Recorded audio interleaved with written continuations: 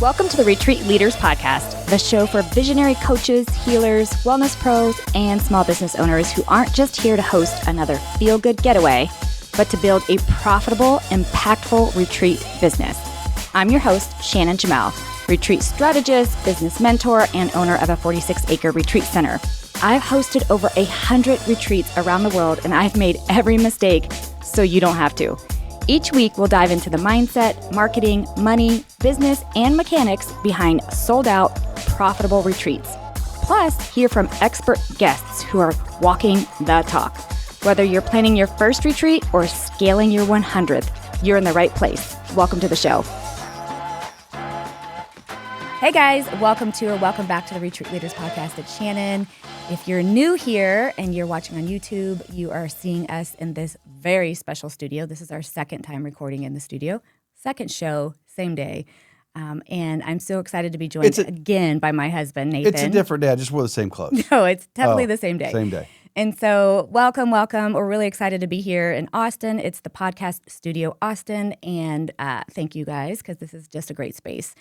Today, we are going to talk about something that Nathan, my husband, talks about a lot in his expertise, and that is on culture. And retreat leaders, especially small business entrepreneurs, you're about creating this culture, this experience that people want to come back to. It's this, I don't know how else to say it, but you're trying to create this community, this culture of community and experience in a way that people go, oh my gosh, that was amazing. I cannot wait to go back. And I know you work, Nathan, with thousands of executives and business owners of Fortune 100 companies to, well, we would never call them small business owners because they're managing multi-million-dollar businesses. Yeah. But you're talking to people all the time about culture. So from your perspective, tell me what does culture even mean to you? So here's what I tell you. Every organization has a culture. Okay.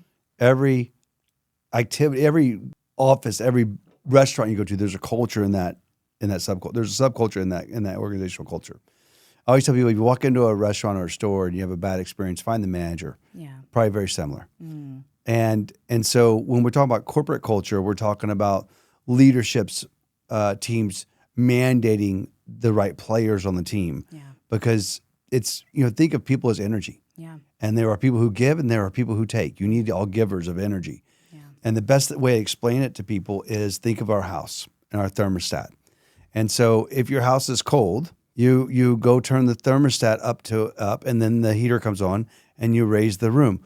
Culture is the same idea. I believe culture is based off energy, attitudes, and beliefs. Love it. Okay? And I think our attitude will determine our energy, and it'll determine our beliefs. And so if you're doing, especially when you're in your kind of world as a retreat, see, in business, it's hard in business, and they work for you. Yeah. In your world of a retreat, people are paying you. Yeah. And so I got to tell you, I always say, if something's harder, it's twice as important. And impactful. Right. I love that. Yeah, you have to, it's that important because people are paying you to be there. You are the one who's responsible for that environment. Yeah. And so you have to mandate it. I think that there's a couple of things you can do. One, have cultural laws. And what I mean by that is if I'm doing an event, I say, hey, before you sign up for an event, here's some cultural laws. Yeah. We don't complain. Yeah. We give smiles to everybody. Yeah. Right? I'll never forget when we owned the dry cleaners and the kid never smiled. And I said, kid, why don't you smile? He goes, my face doesn't do that. And I'm like, I can't wait for you to go tell your father you got fired because your face doesn't smile. It's that big of a difference. Yeah. And so you need to have event laws, cultural event laws, because people are paying you to be there. And our job, I think, as a leader, whether you're a facilitating leader or a business leader of employees, you have to mandate that. And I think the best way to mandate it is to create clear expectations of what those are. And to demonstrate them. Right? Oh, you can't be cranky and tell other people to be happy. You can't be negative and tell other people to believe. You can't, listen, it might have worked for our parents in the 70s to say, do as I do. Yeah, do as I say, not as I do.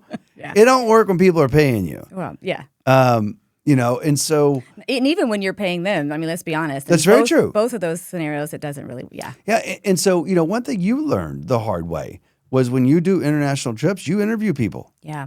And quite candidly, you're actually getting to, I think you're interviewing on all your events now. No, not all of my events. My U.S.-based events, I'm not. And I'll clarify why, because as retreat leaders, you might be curious.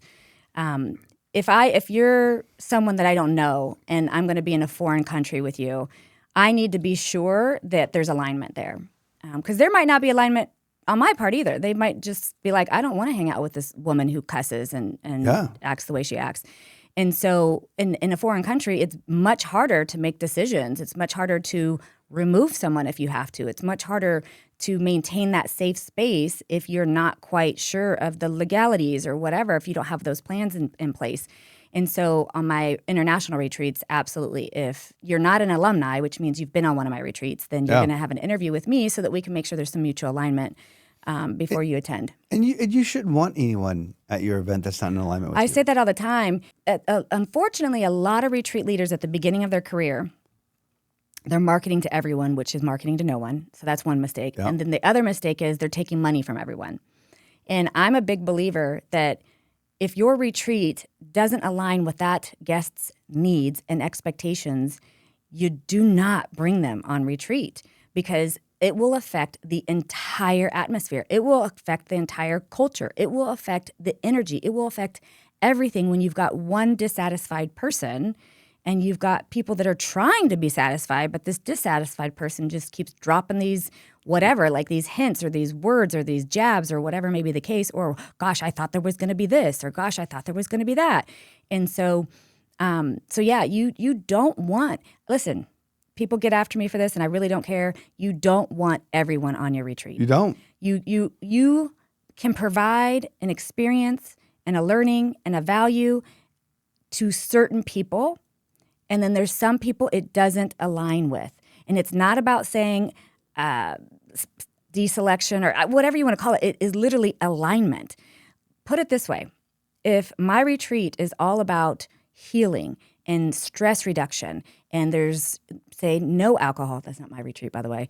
But let's just say there's no alcohol. I've never seen that one on your books. I'll even have, like, let's say there's even a silent day, all this stuff. And somebody else signed up thinking that they were going on what my retreat actually is, which is stress reduction, but it's also with wine tastings and it's with excursions and it's more fun-based, we'll call it, fun stress reduction versus healing stress reduction. Two totally different atmospheres. Laugh and love. Yeah. If you're signing up thinking you're getting the healing one and you're experiencing the fun one, or you sign up for the fun one, you get the healing, there's going to be such misalignment. It is going to be uncomfortable for everyone and you're going to be exhausted.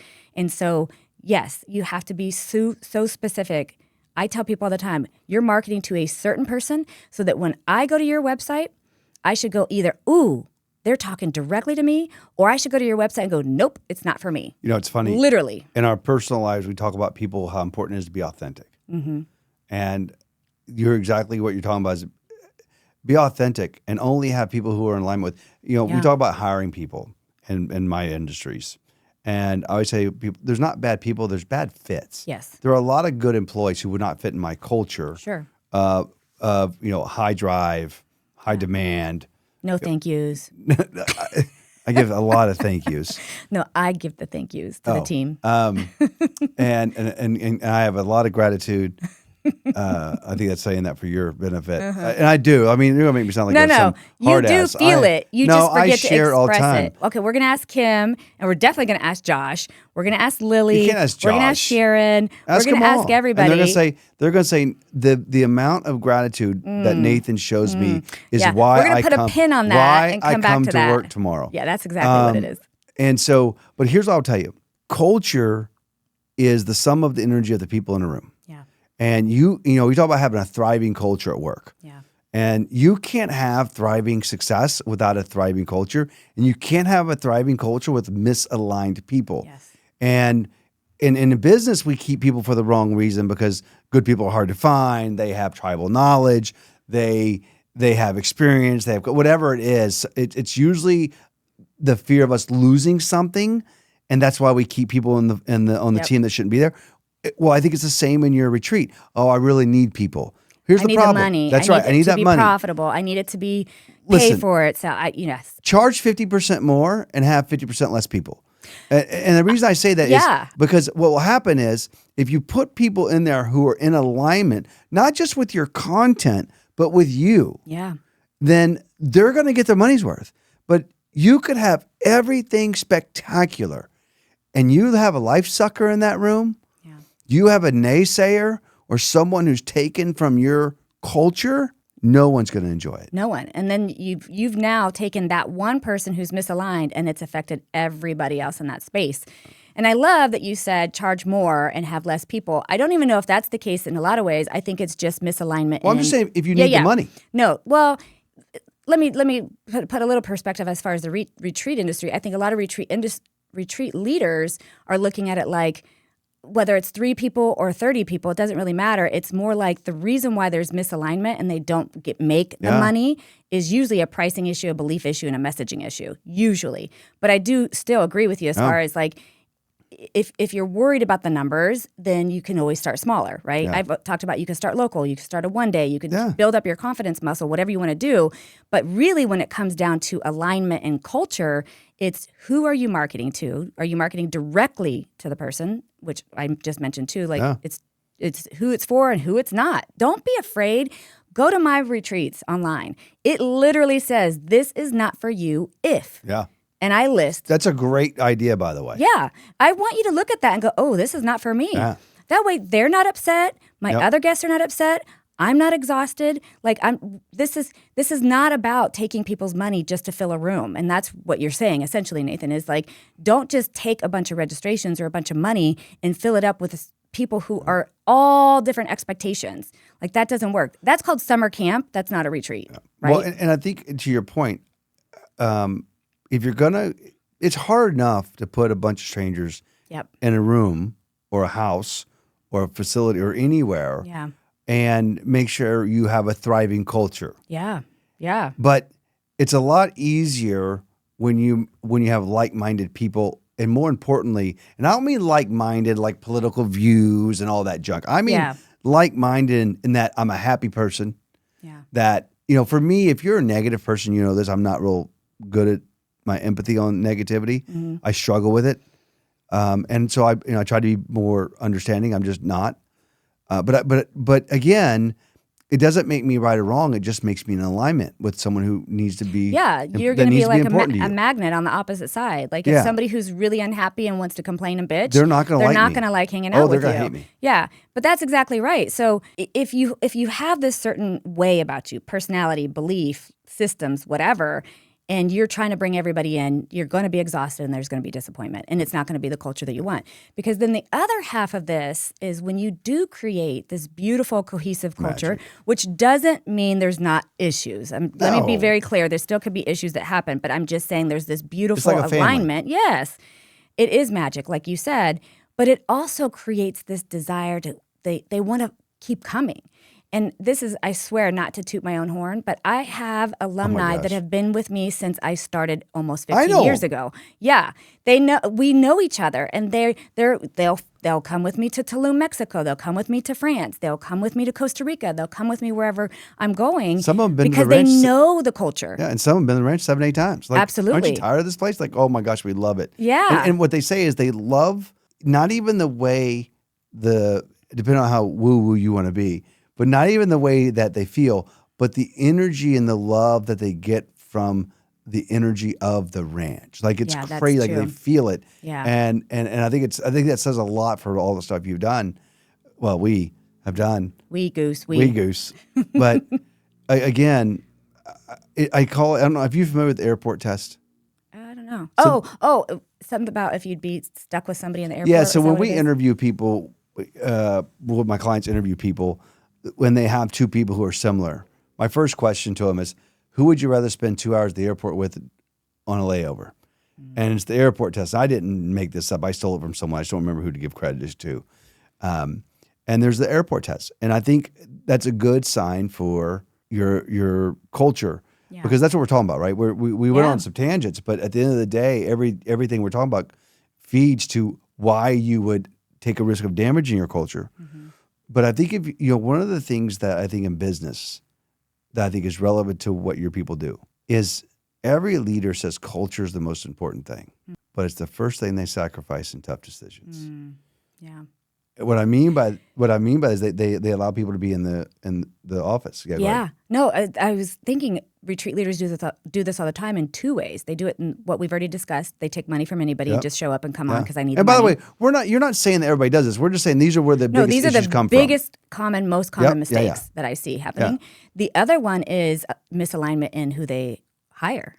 Yeah. Like their yoga instructor maybe, or their facilitator, or their workshop coordinator, or their chef, or their retreat logistics coordinator, or whatever may be the case. Like there's misalignment there, and it's felt by all the guests, right? And it's a short-term decision that they've made because they were in a pickle, or they didn't, whatever may be the case. Or, I mean, listen, it reminds me back in the dry cleaner days when I'll never forget, Dad was we owned 3 dry cleaners.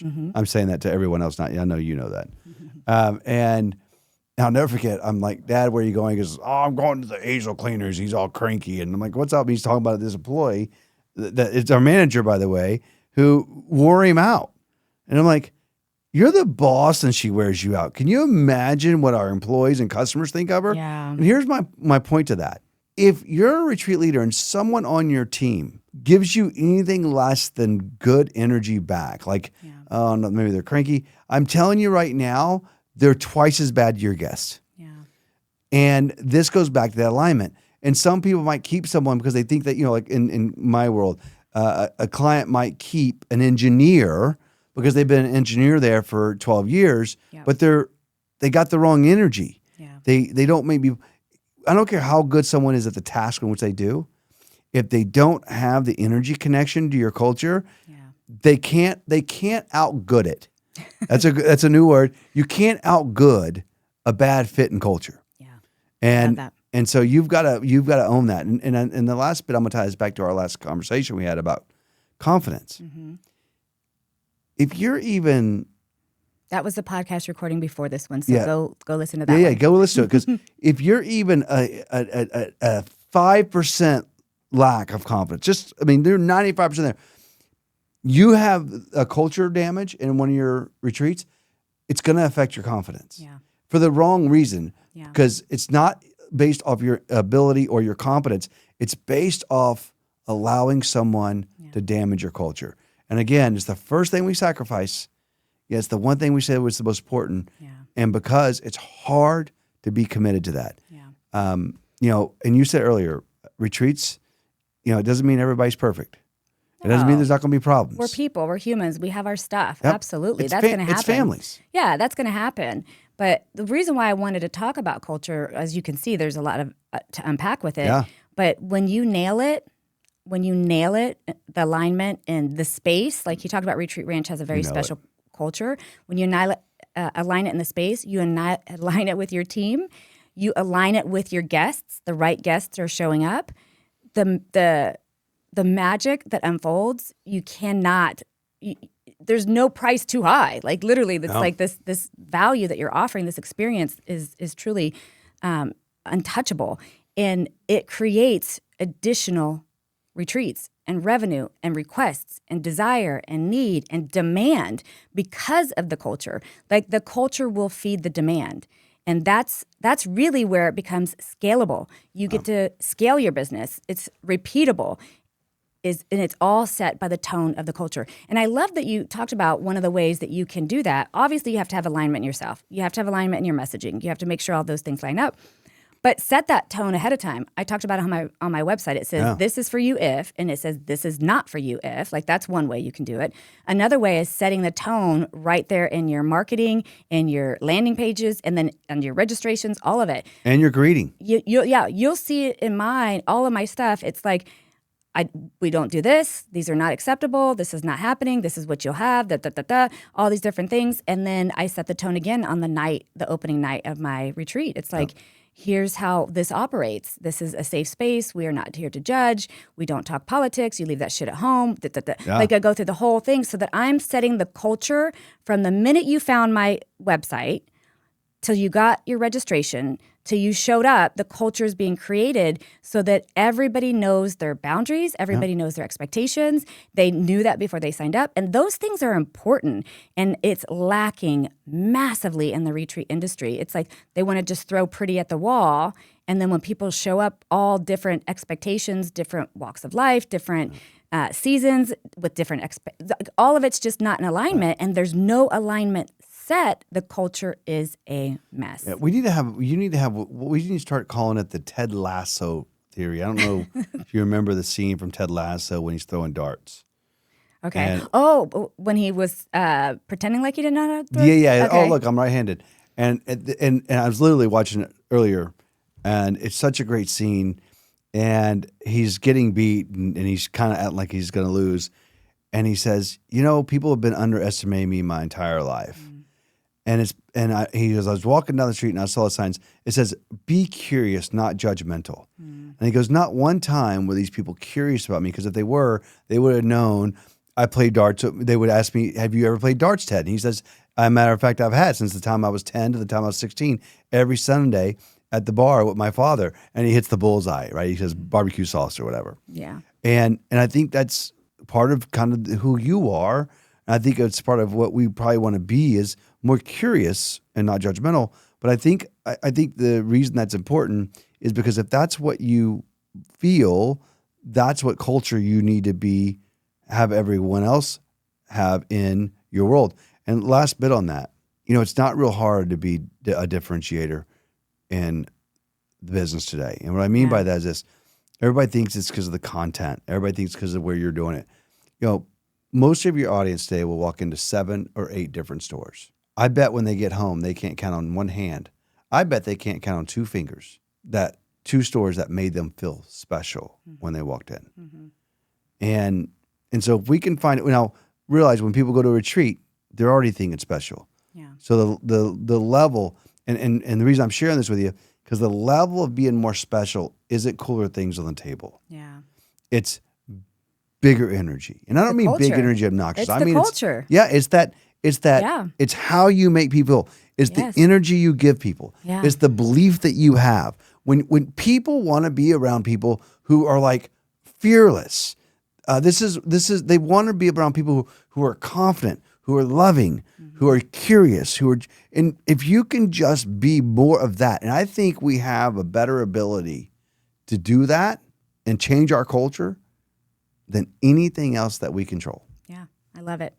Well, that's so awesome, and this is where we're going to end because... But I don't want to leave. Well, I know. I don't want to leave the studio either.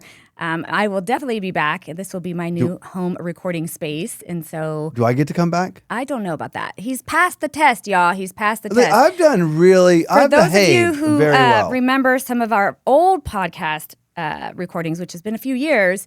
they were a little different, and that's okay. Well, they were supposed to be fun back. This more. This is fun. Well, this is fun, but that was more casual ranch stuff. We're just gonna move on.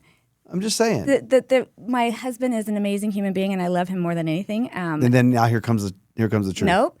And he did a great job with these recordings, and I'm so grateful for that. And so we've definitely not quite missed the mark in the past, but it was not as educational, but very entertaining. Well, for everyone but you. I think it was hard. It was very entertaining for everybody.